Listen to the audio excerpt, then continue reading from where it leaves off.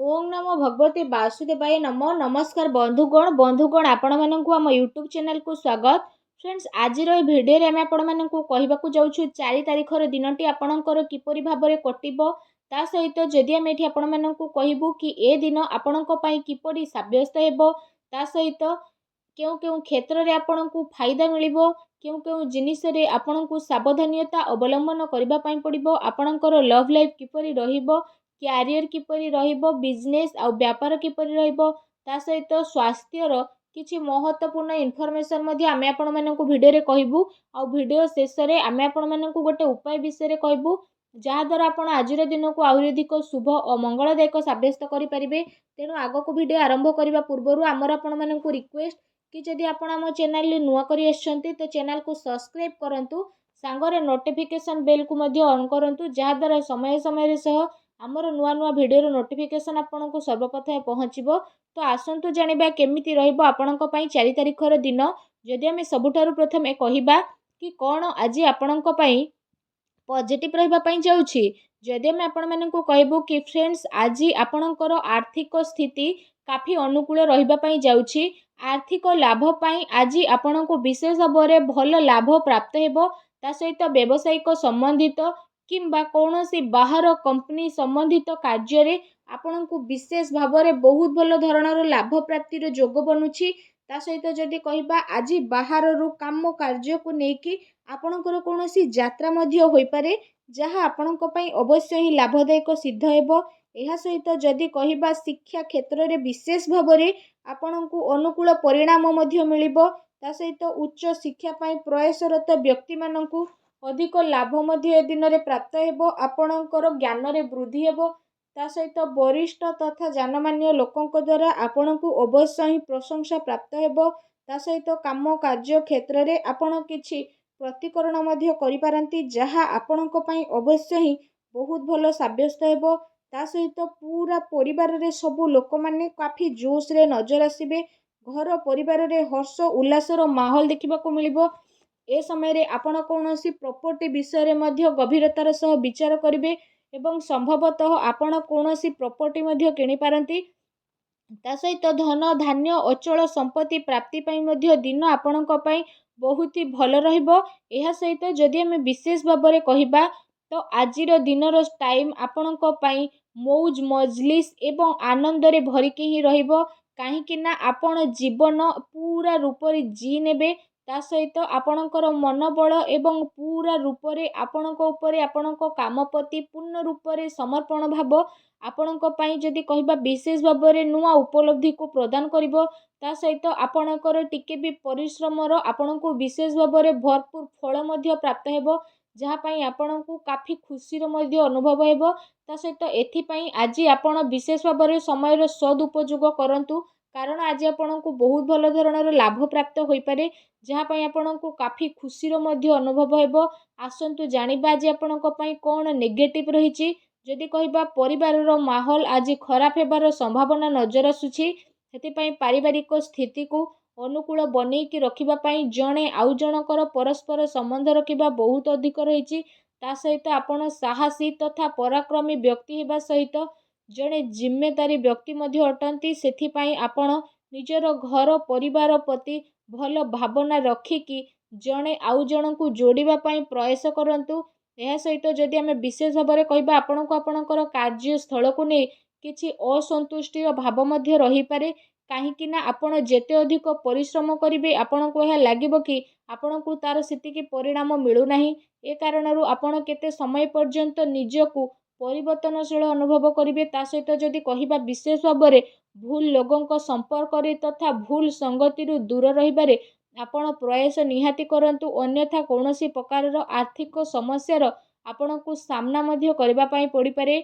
मानसिक अशांति सहित कार्य व्यवसाय रे आपणकर व्यवधान मध्य उत्पन्न हेबो मन रे परिवर्तन तथा कार्य योजना रे आपणकर बाधा मध्य उत्पन्न हेबो। तेणु सावधानता रखिबा आपणक पई अनिवार्य अटे। एहा सहित जदि आमे विशेष भाव में कहबा आपणकर स्वभाव आपणक पई ए दिन रे किछि प्रॉब्लम मध्य उत्पन्न करिवो। पिलांक उपरे अधिक अनुशासन रखिबा सेमानक पई प्रॉब्लम मध्य आनी पारे सेथिपई आपण निज स्वभाव रे ଟିକେ ବିଶେଷ ଭାବରେ ଲଚିଲାପଣ ନେଇକି ଆସନ୍ତୁ। ପିତାଙ୍କ ସମ୍ମାନ କରନ୍ତୁ। କିଛି ମତଭେଦ ଉତ୍ପନ୍ନ ହୋଇପାରେ, ତେଣୁ ଟିକେ ସାବଧାନ ରୁହନ୍ତୁ। ଏହା ସହିତ ଆଜି ଆପଣ ତରତରରେ କୌଣସି ବି ନିବେଶ ବା ନିର୍ଣ୍ଣୟ ନିଅନ୍ତୁ ନାହିଁ। ଯଦି ଆପଣ ସବୁ ଠିକ୍ କାର୍ଯ୍ୟକୁ ପରଖିବେ ନାହିଁ ତ ଆପଣଙ୍କୁ ନୁକସାନ ମଧ୍ୟ ହୋଇପାରେ। ଏହା ସହିତ ଆଜି ଅଚାନକ ଯାତ୍ରା କାରଣରୁ ଆପଣ ପାପା ଧାପି ଏବଂ ଚିନ୍ତାର କାରଣ ମଧ୍ୟ ହୋଇପାରନ୍ତି। ଉଦ୍ଧାର ମାଗୁଥିବା ଲୋକଙ୍କୁ ନଜରଅନ୍ଦାଜ କରନ୍ତୁ। ମତଭେଦର ଗୋଟେ ଲମ୍ବା ଶୃଙ୍ଖଳାରେ ଆପଣଙ୍କୁ ବିଶେଷ ଭାବରେ ଦେଖିବାକୁ ମିଳିବ। ତା ସହିତ ଯଦି ଆମେ ବିଶେଷ ଭାବରେ କହିବା, ଆପଣ ଟିକେ ସାବଧାନ ରୁହନ୍ତୁ। ଆସନ୍ତୁ ଜାଣିବା ଆଜି ଆପଣଙ୍କର ଲଭ୍ ଲାଇଫ୍ କିପରି ରହିବ। ଯଦି ଆପଣଙ୍କର ଦାମ୍ପତ୍ୟ ଜୀବନ ବିଷୟରେ ଆମେ କହିବା ତ ଏ ଦିନ ଆପଣଙ୍କର ପ୍ରେମ ଜୀବନ ପାଇଁ ବହୁତ ହି ଭଲ ଦିନ ରହିବ।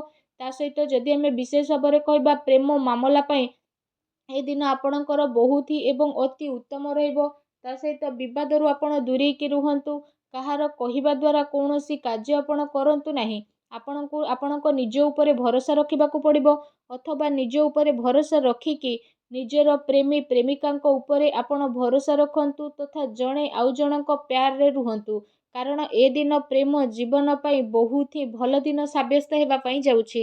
ଏ ଦିନର ଆପଣଙ୍କୁ ଅବଶ୍ୟ ହିଁ ଲାଭ ଉଠାଇବାର ଆବଶ୍ୟକତା ରହିଛି। ଫ୍ରେଣ୍ଡସ୍, ଆସନ୍ତୁ ଜାଣିବା ଏ ଦିନରେ ଆପଣଙ୍କ ବ୍ୟବସାୟ କ୍ୟାରିୟର କିପରି ରହିବ।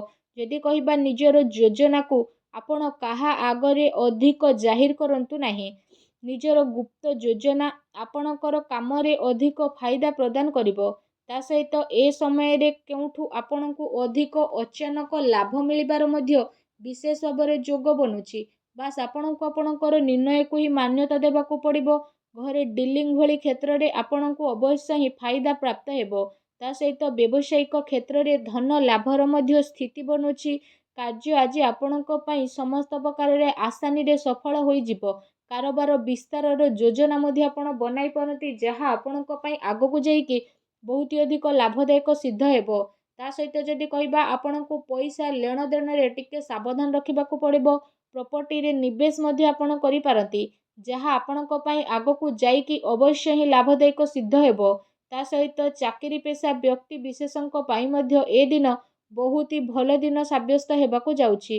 ଚାକିରି ସମ୍ବନ୍ଧିତ କୌଣସି ଭଲ ଖୁସି ଖବର ମଧ୍ୟ ଏ ଦିନରେ ଆପଣଙ୍କୁ ପ୍ରାପ୍ତ ହେବ, ଯାହାଦ୍ୱାରା ଆପଣଙ୍କର ମନ ବହୁତ ହି ପ୍ରସନ୍ନ ରହିବ। ଆସନ୍ତୁ ଜାଣିବା ଆଜି ଆପଣଙ୍କର ସ୍ୱାସ୍ଥ୍ୟ କିପରି ରହିବ। ଆଜି ଆପଣଙ୍କର ସ୍ୱାସ୍ଥ୍ୟ ସମୃଦ୍ଧଶୀଳ ବନିକି ରହିବ, କିନ୍ତୁ ଶୁଭାଶୁଭ ଗ୍ରହଙ୍କର ସ୍ଥିତି କାରଣରୁ ଆପଣଙ୍କୁ ସକାରାତ୍ମକ ଏବଂ ନକାରାତ୍ମକ ଦୁଇଟି ହିଁ ପ୍ରକାରର ପରିଣାମ ବିଶେଷ ଭାବରେ ଦେଖିବାକୁ ମିଳିବ। ତା ସହିତ ଶରୀର ଠାରୁ ଅଧିକ ମାନସିକ ସ୍ୱାସ୍ଥ୍ୟ ଉପରେ ଆପଣଙ୍କୁ ଅଧିକ ଧ୍ୟାନ ଦେବାର ବିଶେଷ ଭାବରେ ଆବଶ୍ୟକତା ରହିଛି। ଆପଣଙ୍କୁ ଆପଣଙ୍କର କ୍ରୋଧ ଉପରେ ନିୟନ୍ତ୍ରଣ ରଖିବାକୁ ପଡ଼ିବ। ତା ସହିତ ନିଜର ଖାଦ୍ୟ ପାନ ଉପରେ ଆପଣ ଅଧିକ ହିଁ ଧ୍ୟାନ ଦିଅନ୍ତୁ, କାହିଁକି ନା ଆପଣଙ୍କୁ ପେଟ ସମ୍ବନ୍ଧିତ କିଛି ପ୍ରୋବ୍ଲେମ୍ ଉତ୍ପନ୍ନ ମଧ୍ୟ ହୋଇପାରେ, ତେଣୁ ଟିକେ ଆପଣ ସାବଧାନ ରୁହନ୍ତୁ। ଏହା ସହିତ ନିଜ ସ୍ୱାସ୍ଥ୍ୟକୁ ଆହୁରି ଅଧିକ ଭଲ ରଖିବା ପାଇଁ ଆପଣ ପ୍ରତ୍ୟେକ ଦିନ ଯୋଗ କରନ୍ତୁ, ବ୍ୟାୟାମ କରନ୍ତୁ ଏବଂ ସୁସ୍ଥ ରୁହନ୍ତୁ। ଆସନ୍ତୁ ଜାଣିବା ଆପଣଙ୍କ ପାଇଁ କ'ଣ ବିଶେଷ ଉପାୟ ରହିଛି। ଆପଣ ସ୍ନାନ ଆଦି ବିଶେଷ ଭାବରେ କରିସାରିବା ପରେ ଗୋଟେ ନଡ଼ିଆକୁ କଳା କପଡ଼ାରେ ବାନ୍ଧନ୍ତୁ ଏବଂ କୌଣସି ପୋଖରୀରେ ଭସାଇ ଦିଅନ୍ତୁ। ତା ସହିତ ଆପଣ ଆଜି ଘରର ଇଶାନ କୋଣରେ ଘିଅ ଦୀପ ଲଗାନ୍ତୁ, ଛୋଟ ପିଲାଙ୍କୁ ଚକୋଲେଟ୍ ଦିଅନ୍ତୁ। ଦେଖିବେ ସବୁ ନକାରାତ୍ମକ ଶକ୍ତିର ବିନାଶ ହେବ, ଶୁଭ ଫଳ ପ୍ରାପ୍ତ ହେବ। ଭିଡ଼ିଓଟି କେମିତି ଲାଗିଲା କମେଣ୍ଟ କରିକି ଜଣାନ୍ତୁ। ଚ୍ୟାନେଲରେ ନୂଆ ଆସିଥିଲେ ଚ୍ୟାନେଲକୁ ସବସ୍କ୍ରାଇବ୍ କରନ୍ତୁ। ଧନ୍ୟବାଦ।